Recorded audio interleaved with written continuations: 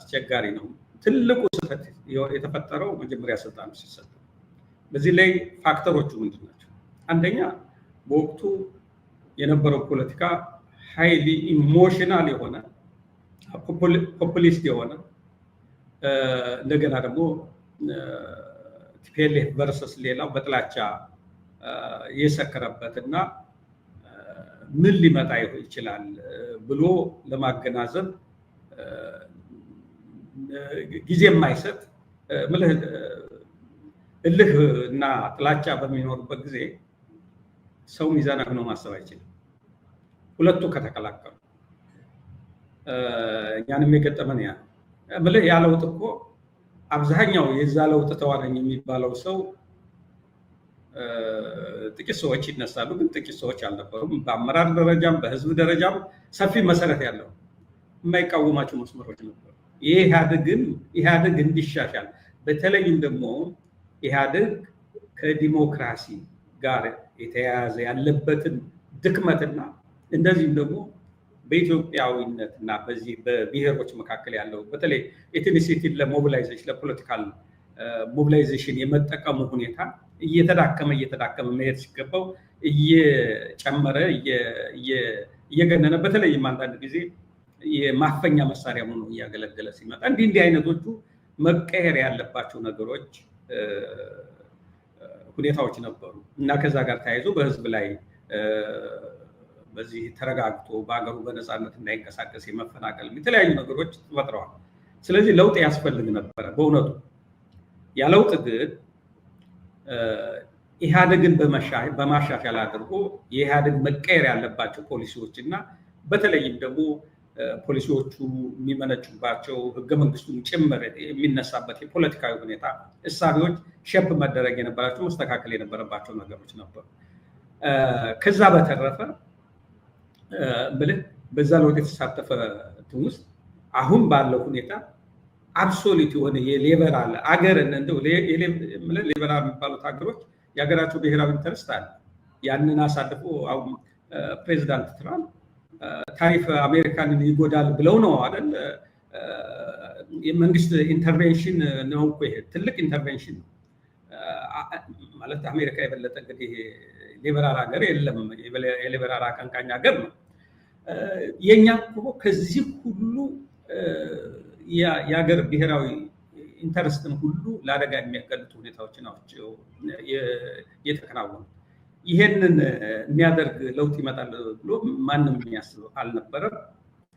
ይሄንን ለማስቀረት እንዳልኩ ያኛው እንቅፋት ሆኗል። ጥላቻ የመሳሰሉት ነገሮች ነበሩ።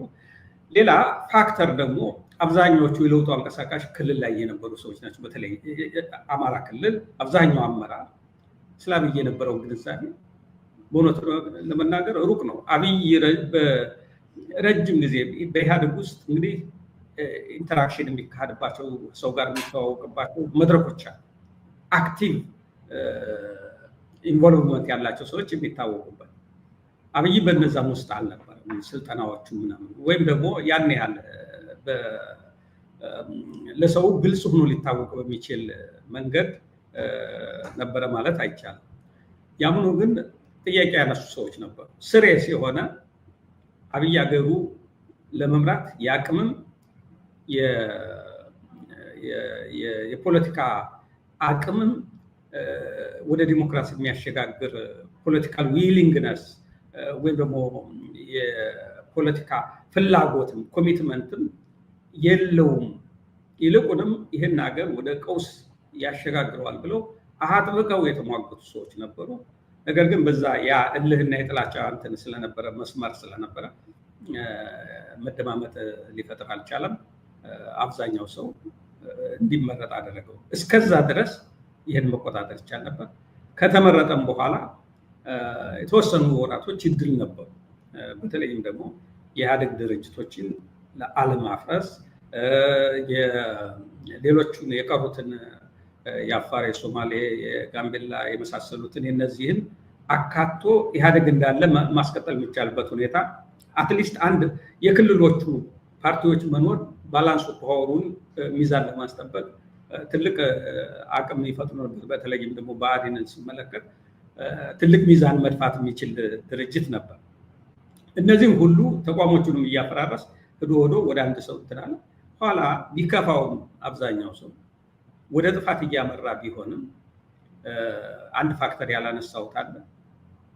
አብይ ወዲያው እንደመጣ የነበረው ጩኸትም ድጋፍም ኦቨርዌልሚንግ የሆነ የምሁራኑም የዲያስፖራውም አገር ቤት ውስጥ ያለው ጠቅላላ ድጋፍም የሚዲያው እምልህ ይሄ ነገር ወደ ነው አቅጣጫ ብሎ ለማሰብ ወይም ደግሞ ያሰበ ሰው እንኳን ቢኖር በድፍረት ወደ አውጥቶ ገና ነገሩ ሳይጠነክር ይሄ ጉበት ካደረ አጥንት ይሆናል በሚባለው አባባል መሰረት ወደ አደገኛ ሁኔታ ሊሄድ ይችላል ብሎ በድፍረት መናገር የሚያስችል ኢንቫይሮንመንትም አልነበረም።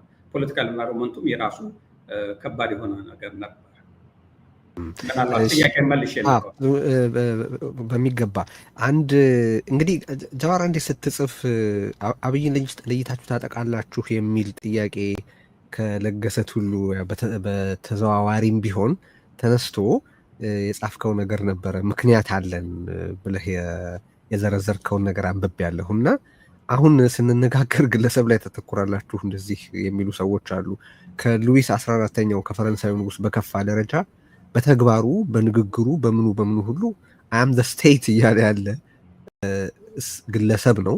በሁሉም ጉዳዩ ላይ ራሱ ለመወሰን ራሱ የሁሉ ነገር መልካም ምንጭ፣ ማናቸውም በጎ ያልሆኑ ነገሮች ደግሞ ከእርሱ የማይመነጩ አድርጎ እንዲሳል ለማድረግ እየጣረ ያለ ግለሰብ ነው። በዚህ ምክንያት በአሁኑ ወቅት ስለ አብይ ማውራት፣ ስለ መንግስት ማውራት፣ ስለ ሀገሩ ህልውና ማውራት የሆነበት አሳዛኝ ሁኔታ ተፈጥሯል። ቅድም ያነሳት ነገር ላይ ተነስቼ ነው ጥያቄ ማንሳት የፈለኩት ባጭሩ እና ወደ ሌሎች ጉዳዮቻችን እንሻገራለን። ምክንያቱም ብዙ ትግልን የተመለከተ ድህረ አብይን የተመለከተ ከሁሉ በላይ ደግሞ ብዙ ቁም ነገሮች ማንሳት ስለማስብ ቅድም ቀኝ ዘመም ነው አብይ የምትል ነገር አንስተ ነበርና ሪሊ ቀኝ ዘመም ነው ወይ አብይ የሚታመንለት ርዕዮት የፖለቲካ ርዕዮተ ዓለም የሚቆምለት ኮንስቲቱንሲ የሚወግንለት ሃይማኖት ወይም ብሔር ኦር ሌላ አንዳች ህብረተሰብም ሆነ አስተሳሰብ ሆነ ግብ አለ ወይ? ቀኝ ዘመም ነው ወይ? በእርግጥ ልለን የቀኝ ዘመም ያልኩበት ምክንያት ቅድም ዶክተር ገዱ ሲያስቀምጣቸው ኢህአዴግን ግራ ከሚያስቡት ነገሮች ውስጥ ለምሳሌ እንደ ኮንስቲቱንሲ ብሎ የሚያስበው ፔዛንቱን ነው፣ አርሶ አደሩን እና ወዛደሩን ነው፣ የገጠሩን ማህበረሰብ ነው፣ ድሃውን ነው። ዴሊቨሪ አድርጋ አያድግ ፕሮፑር ፎከስ ናቸው። ፕሮጀክቶቹን ስታያቸው መንገድ ላይ፣ ትምህርት ቤት ላይ፣ ክሊኒኮች ላይ፣ እነዚህም ደግሞ ከከተማ ይልቅ ገጠር ላይ ካልተሳሳትኩ የመጀመሪያ ዋናው የኢህአዴግ ፖሊሲ አግሪካልቸራል ሌድ ዴቨሎፕመንት ነው። ግብርና መር ልማት ነው። ግብርና መር ኢንዱስትሪያላይዜሽን ኤግዛክትሊ እና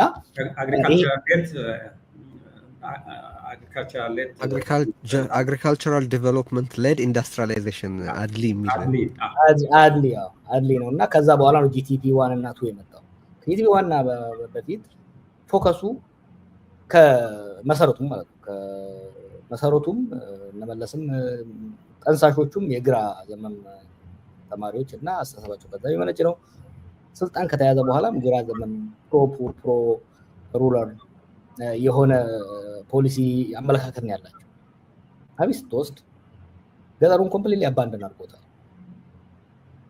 ከአንተ ጋር ነው ነገር ስንወያይ አንድ የተናገሩ ከሆነ ከትልቅ የፖለቲካ አመራር ጋር አጠገቡ ሄደን ያኔ ገና ፋኖና ቄሮ አልታጠቁም እና ግን ይህን ገጠሩን ያውኩት ነበር። ኧረ የፖለቲካ ኤሊቱ ሰብሰብ ብሎ ይሄ አናርኪው ሰብሰብ ማለት አለበት ስንል ምን አጨነቃችሁ? ከአዲስ አበባ 100 ኪሎ ሜትር ላይ ሬዲየስ በመከላከያ አጥራ ነው ግሪን ዞን ፈጥረን እንላለን። ልክ እንደ ሶማሊያ እና እንደ ባግዳድ ቀልዱን ነበር የመሰለን። አሁን ከዛ በኋላ የምታደርገው ኢንቨስት የሚያደርገው ምን ላይ ነው? ከተማዎች ላይ ነው። ራሱ ነው እንደዛ ያለ ራሱ። ይሄን ደግሞ ለብቻ ለብዙ ሰው ያለው ነገር ነው እና አሁን እኮ የሚያደርገውን ስታይ 4 ኪሎ ላይ 100 ኪሎ ሜትር ሬዲየስ ላይ ካላወቀው በስተቀር አሁን ያው ያወቀው ነው እንጂ ችግር የለውም። ኢንቨስትመንቱንም ተመልከተው፣ ፎከስ የሚያደርገውን ስታየው፣ የሚሰበስባቸውን ሰዎች ተመልከተ። ስለ ባህር በር ለማወያየት መከላከያን አይደለም የሰበሰበው፣ ምሁራንን አይደለም የሰበሰበው፣ ነጋዴዎችን የሰበሰበው፣ ሀብታም ነጋዴዎችን የሰበሰበው። እስከዛሬ ያደረጋቸው ስብሰባዎች ዶክተር ገዱ ሊያርሙኝ ይችላሉ። ከህዝብ ጋር የተደረጉ ስብሰባዎችን ብታይ እርግጠኛ ነኝ 80% የሚሆነው ከከተሜው ከነጋዴው ጋር ነው። ራይት ዊንግ ምልህ ወደ ራይት ዘመም ነው ስለ ወጥ የሆነ እንደሌላው ዓለም ወጥ የሆነ የቀኝ ዘመም የፖለቲካ አይዲዮሎጂ ዲቨሎፕ ያደረገ አለው ሳይሆን ዝንባሌው ወደ ቀኝ ነው። በተለይ ደግሞ ከኢህአዴግ ውስጥ አንዱ ፕሮባብሊ የኛ ስህተት የነበረው እኛ ቀኝ ዘመም ግራ ዘመም አምባገነን ከኢህአዴግ ውስጥ ወጥቶ እንዳያስቀጥል ነበረ ጥርጣሬያችን፣ ዝግጅታችን በቀኝ ነው ኳሱ የገባበት ነው። እና ከዛ አንፃር ነው እያስቀመጡ ያለሁት። እና አንድ ብቻ ለመጨመር ቅድም ያልከው ይሄ ለምሳሌ ላይ ታነጣጥራላችሁ። አይ ቲንክ በዓለም ታሪክ ስቴት ፓርቲ እና ግለሰብ አንድ የሆኑበት እንዳሁኑ ያለ አይመስለኝም። ጋዳፊ ነው አንዱ የሞከረው፣ የተለያየ ቦታ ላይ ሞክረዋል። እንደዛም ፕራክቲስ ያደረገ ሌላ ያለ አይመስለኝም። እና ያም ራሱ it comes largely from right wing populism የሚመጣ ነው። እና ግን ፎከሱ ስታየው ፎከሱ ድሃን ማጥፋት እንጂ ድህነትን ማጥፋት አይደለም። ፈንዳሜንታል ልዩነቱ ድሃን ማጥፋት። አንድ ቪዲዮ አለ ሌላ ጊዜ በድጋሚ ማሳየት አስፈላጊ ነው። ሚኒስትሮችን ሰብስቦ በባስ አዲስ አበባ ውስጥ ሲሄድ ነበር አምና ነው መሰለኝ። እና እዛ ውስጥ አንድ ሾልኮ ይሁን ሳያስበው የተናገረው ነገር አለ። ይሄ ሰው ከኤርፖርት ሲመጣ ይሄ ቆሻሻ ምናምን ሳያይ ቀጥታ ቤተመንግስት እንዲደርስ ብሎ የሚናገረው ነገር አለ። that is really ይሄ ድሃን የመደበቅ ድሃን የመሸፈን ኮሪደር የሚባለው ነገር ብታይ አሁን ሀብታሙና አፍሉዌንት የሆነው ማህበረሰብ ከውጭ የሚመጣው ቱሪስቱ ድህነትን እንዳያይ ድሃ እንዳይታይ የትራዲሽናል ሌፍት ዊንግ ፖለቲካል ዲስኮርስ ደግሞ ድህነት እንዲቀንስ ድህነት ቅነሳ ፕሮግራም አይደለም የሚባሉት አሁን ያጠፋቸውን ፕሮግራሞች የሴፍቲኔት ፕሮግራም ምናምን የምንላቸው ነገሮች በሙሉ ያጠፋቸውን ነገሮች ስታይ ያጠፋቸው ፕሮጀክቶች ዳውን ለምሳሌ ያየው ማዳበሪያ ፋብሪካን አጥፎ ሪዞርቶችን ነው የገነባው። እና ይሄ ነው ትንሽ ወደ ቀኝ ዘመም። ግን አንተ you are right ዌል ቶታት የሆነ አይዲዮሎጂ ግን የለውም። ትንሽ ለማለት እዚህ ላይ እሺ አብይ ስልጣን ላይ እንደመጣ የመታቸውን ፕሮጀክቶች ዝም ብለህ ብትወስድ እኔ አማራ ክልል ውስጥ አብይ ወደ ስልጣን ሲመጣ 30-40 የመንገድ ፕሮጀክቶች ከሞላ ጎደል ወደ 200 ቢሊዮን አካባቢ ብር ሊያወጡ የሚችሉ በጂቲፒ 1 እና በጂቲፒ 2 ታቅደው ግንባታቸው የተጀመረ አንዳንዶቹ ጨረታቸው አልቋል። እነዚህ አይነት እንትኖች ነበሩ። ከሞላ ጎደል ሁሉም አልቋል። እንደ አማራ ክልል ስለማውቀው በገጠር የጤና ተቋማት ትልቁ ትኩረት መከላከልን ማዕከል ያደረገ ነው። አሁን ወባ ከሞላ ጎደል በወረርሽኝ መልክ ኢትዮጵያ ውስጥ ህዝብን የሚገል የነበረ በተለይም ከክረምቱ ጀምሮ እስከ ጥቅምት ዳር ድረስ አብዛኛውን አርሶ አደር በተለይም የገጠሩ ህዝብ ከስራ የሚያስተጓጉልበት ወቅት